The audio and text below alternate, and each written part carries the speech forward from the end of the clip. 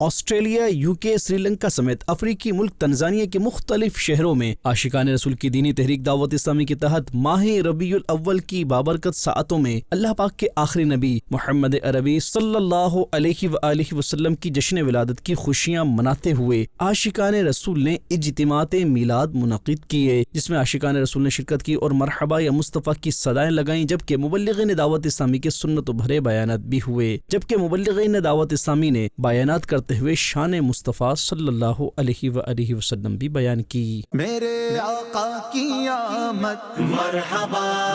میرے داتا کی آمد مرحبا،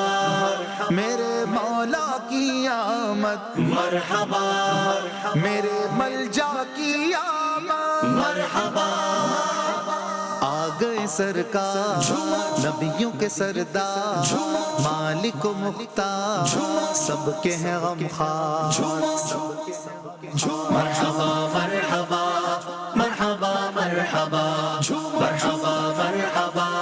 مرحبا مرحبا مرحبا مرحبا مرحبا یا مصطفیٰ، مرحبا مرحبا مرحبا یا مصطفیٰ، مرحبا مرحبا